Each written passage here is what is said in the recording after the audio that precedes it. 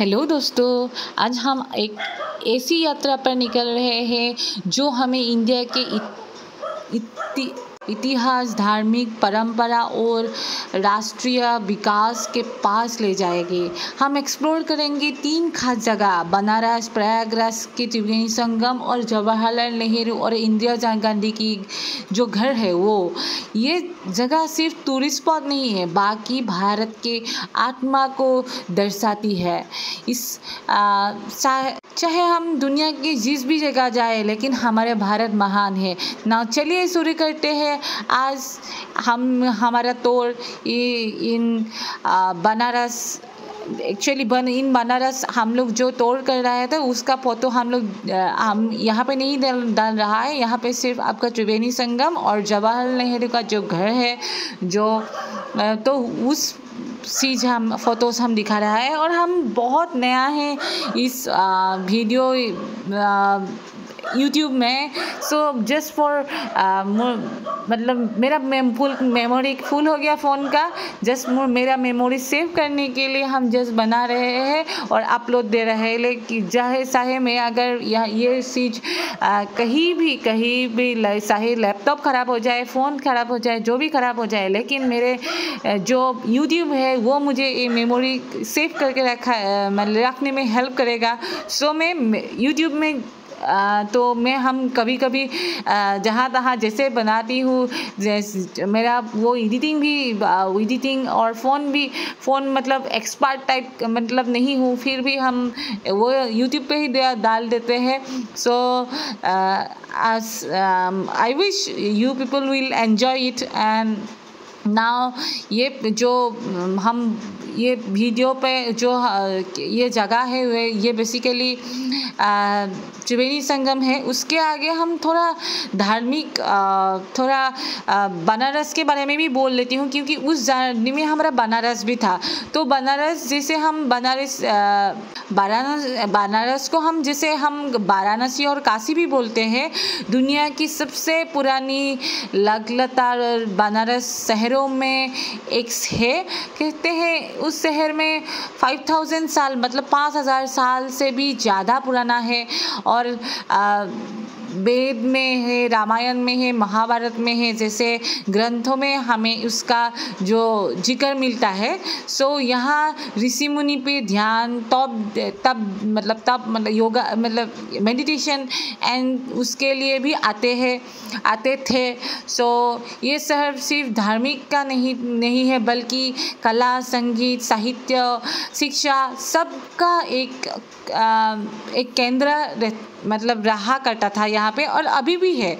So next हम लोग जो त्रिवेणी संगम में गया, तो त्रिवेणी संगम में हम लोग जानते हैं वो एक संगम है आपका गंगा, यमुना एंड सरस्वती का। So it's a tri-junction of this river. So Ganga नदी यहाँ सिर्फ एक रिवर नहीं है। सो वो नदी हमको एक पवित्रता की बात करते हैं। सो ये जो संगम है सिर्फ भौगोलिक में मिलन नहीं है, बल्कि वो आध्यात्मिक संस्कृतियों का भी मिलन है। पुराणों के अनुसार ये सथाल ऋषि मुनियों की तपस्या और धार्मिक अनुशासन के जो केंद्र रहा था। मेरा हिंदी भी थोड़ा ख़राब है, सो सिर्फ फिर माफ़ कीजिए। नेक्स्ट हम लोगों को पता है यहाँ पे ही हम लोगों का जो कुंभ मेला है, जो आपका हर मेला भी होता है। मीन्स यहाँ पे इस बार हम लोगों का यहाँ महाकुंभ मेला हुआ था। सो यूनेस्को ने इसे दुनिया के सबसे बड़े शांतिपूर्ण धार्मिक सम्मेलन में शामिल किया है। सो ये एक धार्मिक यात्रा नहीं है, बल्कि भारत के लोक जीवन, परंपरा और एकता का प्रतीक है। सो और बेसिकली ये एक मंदिर है। सो त्रिवेणी संगम के आसपास दिन पूजा पाठ, मेला और बाजार भी लगा रहता है। प्रयागराज में इतिसक दुर्ग मंदिर और ऐसे विशाल संस्थान भी है जो एक शहर को ज्ञान और धर्म के केंद्र बनाते हैं। सो बेसिकली ये अक्षय वट मंदिर है और यहाँ एक अंडरग्राउंड है। सो बेसिकली फर्स्ट हम लोग जो रास्ता सुना था वो जस्ट एग्जिट पॉइंट था। सो वो जो पुजारी था उसने बता दिया था कि इस साइड से एंट्री पॉइंट है, यहाँ पे बहुत सारा भगवान है, लेकिन क्या होता है ना वो वहाँ कैमरा लेना अलाउ नहीं है। जो हम लोगों को यहाँ पुजारी दिखाया वो पुजारी ने बोला कि यहाँ पे कैमरा अलाउ नहीं है। सो हम लोगों ने कैमरा छोड़ दिया। वहाँ पे कोई आपका ऐसा टाइप का नहीं है कि ये पैसा देना ही पड़ेगा, जस्ट आपको शांति मिलेगा। नेक्स्ट हम लोग यहाँ आया है एक नेहरू और इंदिरा गांधी के जो घर है वहाँ आनंद भवन, जो एक आज़ादी का केंद्र है। इलाहाबाद में आनंद भवन नेहरू परिवार का घर था जो आज़ादी की लड़ाई का एक मुख्य केंद्र बना था। जवाहरलाल नेहरू ने अपनी जवानी यही बिताया और देश की नेताओं को भी बुलाकर आज़ादी की जो रणनीति था वो तैयार किया था। सो महात्मा गांधी, सुभाष चंद्र बोस जैसे नेता यहाँ अंदर देश का मतलब जो स्वरत्न बना था के लिए मतलब स्वतंत्रता के लिए बनाने के लिए यहाँ आपका थोड़ा योजना बनाया था। सो हम लोग ये घर में आपका जो है जो उन लोगों ने जो सामान यूज़ किया था वो सामान बहुत अच्छे से, और आजकल का दिन का सामान तो जो जल्दी ख़राब हो जाता है, लेकिन आप इस वीडियो में देख सकते हैं इतना अच्छा से सब सामान है और मतलब पूरा और बहुत अच्छे से वो लोग मेंटेन किया है। जो क्लीनलीनेस पूरा अच्छा है। एंड देन एक त्रिमूर्ति भवन है जो राष्ट्रीय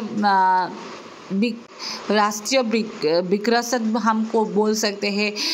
दिल्ली में त्रिमूर्ति भवन नेहरू जी का और जो आज़ादी का निवास था, ये एक म्यूज़ियम है जहाँ उनकी यादों और पत्र एंड टेलीविज़न का माध्यम का भारत से स्वतंत्रता की जो यात्रा था, इतिहास जो था वो आपका वो लोग मतलब चाहते हैं। हम लोग ये इंदिरा गांधी जी है, उनकी जो यंगर एज में था उस समय के, और इंदिरा गांधी जो भारत की एक पहला महिला प्रधानमंत्री थे जो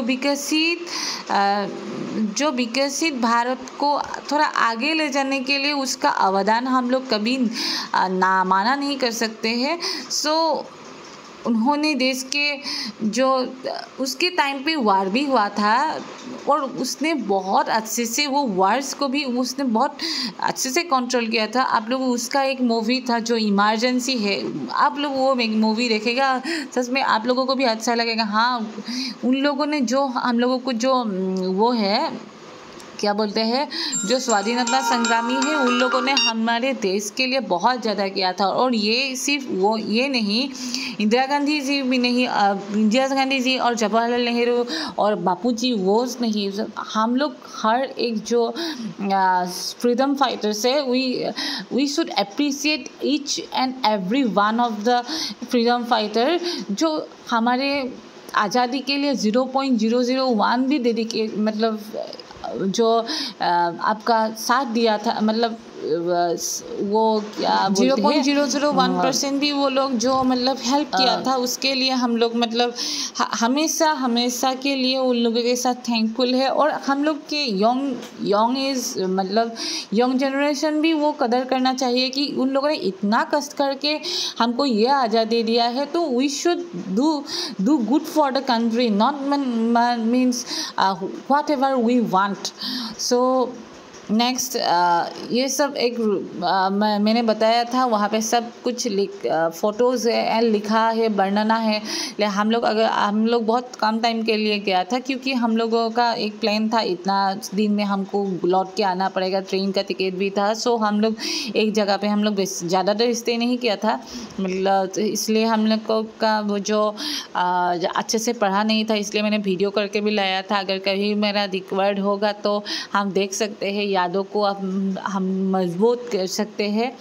एंड नाउ इस दिस इज इट ये यहाँ पे बुक्स आपको वो क्या बोलते हैं वो सेल करते हैं वो लोग। नेताजी का बुक है, वो बापूजी का बुक है, इंदिरा गांधी जी के बारे में बुक है एंड एवरीथिंग, और देश के बारे में जो बुक है यहाँ पे हम लोग बुक्स मतलब आप लोग देख सकते हैं बहुत सारा बुक है, तो हम लोग उस यहाँ पे खरीद सकते हैं और देख सकते हैं। सो यहाँ पे अच्छा था, लेकिन हम लोग ज़्यादा देर यहाँ पे भी स्टे नहीं कर पाया क्योंकि मैं बार बार बता रही हूँ कि हम लोगों को ज़्यादा टाइम के लिए नहीं गया था। सो ये है।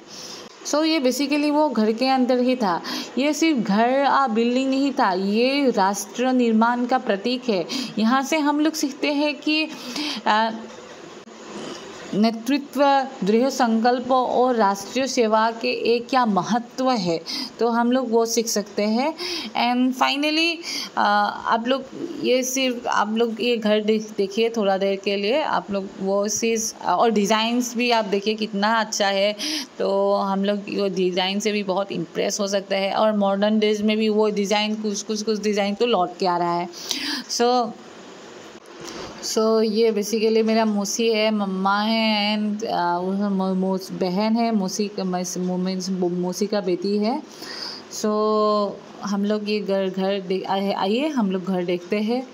वो आपका यहाँ आपका जो है इंदिरा गांधी के बारे में है, इंदिरा गांधी के सब मतलब चीज़ है, फोटोज़ है, लाइफ टाइम बेसिकली सब इंदिरा गांधी के बारे। तो हम लोग थोड़ा इंदिरा गांधी के थोड़ा वो देख लेते हैं। हम लोग जो इंदिरा गांधी है, we can say the iron lady of India, and वो इंदिरा गांधी का फुल नेम है इंदिरा प्रियदर्शनी गांधी।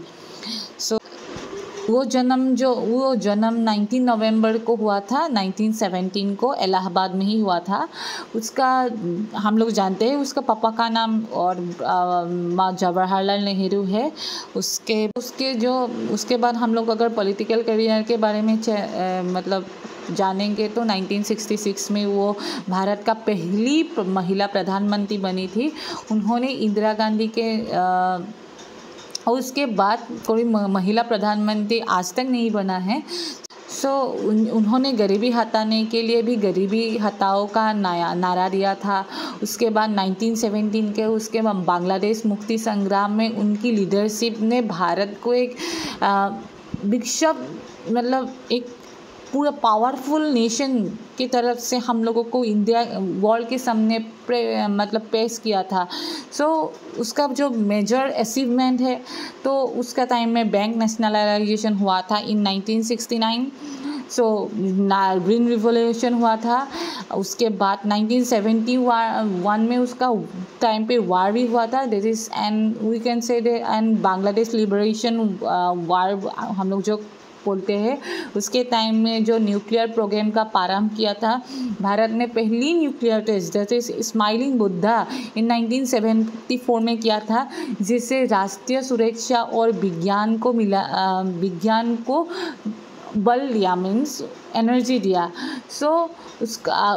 उसके टाइम पे बहुत से उसकी जो है उसमें कोई तो कुछ बोल देते हैं। उसके टाइम पे भी कोई मीन्स कंट्रोवर्सीज एंड चैलेंजेस भी आया, जैसे इमरजेंसी आया। उसके टाइम पे इमरजेंसी आया 1975 to 77। वो जो पॉलिटिकल करियर है, उसके बाद इमरजेंसी के बाद भी उसने 1977 में उसका जो इलेक्शन में उसका हार हुआ था। उसके बाद लेकिन 1980 में फिर से वो जीत के वापस आ गया था। उन्होंने जो मतलब लाइफ के अंत तक देश की सेवा की।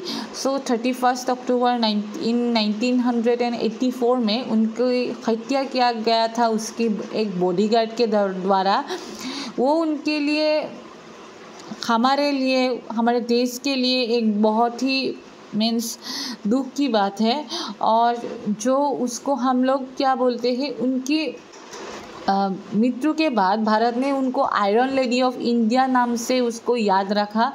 उसके बाद अगर वो हम लोग ऐसे बोल सकते हैं कि उसका जो लीगेसी है, तो भारत में उसके पहला प्रधानमंत्री बना। वो देश को मजबूत बनाने के लिए उसका जो कठोर फसल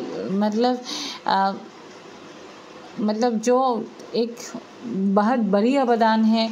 तो कृषि के कृषि रिवोल्यूशन के थ्रू कृषि अर्थव्यवस्था है जो देश के, उसके लिए भी उसको हम लोग क्या बोलते हैं, राष्ट्रीय सुरक्षा में हम लोग उसको एक जो पाथफाइंडर हिसाब से हम लोग बोल सकते हैं। सो हम लोग उसके सम फैक्ट जानते हैं कि उसको बचपन में प्रियदर्शिनी बोला जाता था। उन्होंने अपनी माँ कमला नेहरू के साथ स्वतंत्रता आंदोलन में हिस्सा लिया था। उन्होंने अपनी जीवन यात्रा में कई कठिनाइयों के साथ उसका लाइफ एंड किया था। सो ये एक इंदिरा गांधी का जो बर्थ प्लेस है उसका एक बाहर का व्यू है। आप लोग देख सकते हैं वो पैलेस कितना बड़ा है। सो अंदर भी देखा आप लोगों ने, कितना सुंदर है। सो हम लोग इस घर में गया। उसके बाद हम लोग जो है क्या बोलते हैं, यहाँ पे आप लोगों का हम लोग आज के लिए जो जर्नी था उसके बाद हम लोग यहाँ पे एंड किया था। आप लोग थोड़ा देखिए कैसे उन लोग उत्तर प्रदेश गवर्नमेंट ने उसको मेंटेन करके रखा है।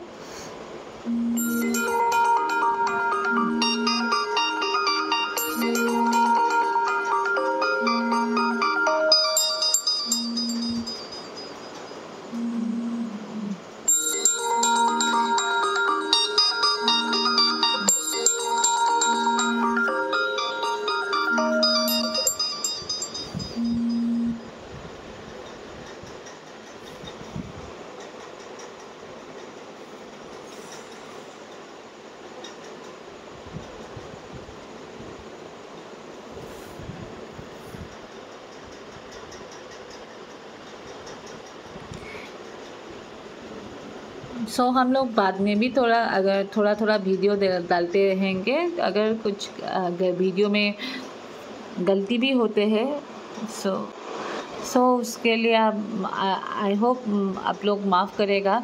मेरा हिंदी भी इतना अच्छा नहीं है मैंने एक्चुअली कौन सा लैंग्वेज में आपको वीडियो बनाऊँ, मुझे भी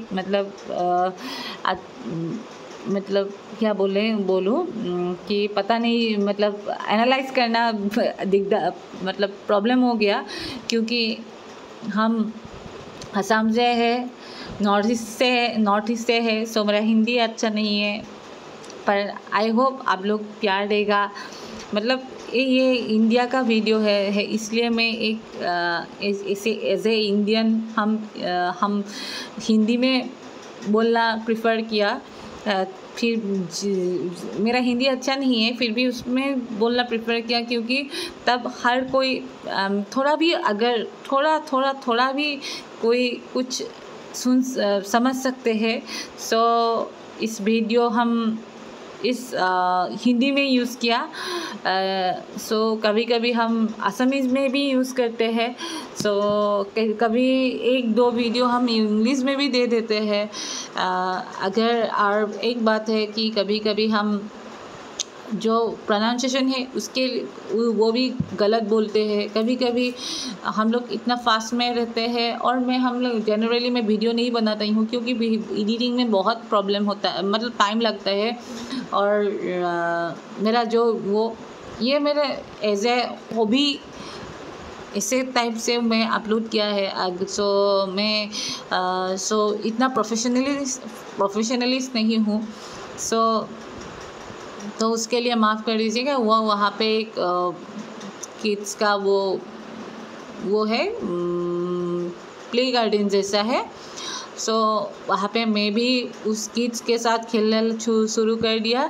तो अच्छा लगता है मुझे ये सब करके, मुझे एन्जॉयमेंट मिलता है। तो इसलिए हम सोचते नहीं हैं कि कोई क्या सोचेगा क्या नहीं सोचेगा, वो नॉन ऑफ माई बिजनेस। सो मुझे जस्ट एंजॉय करना है लाइफ में।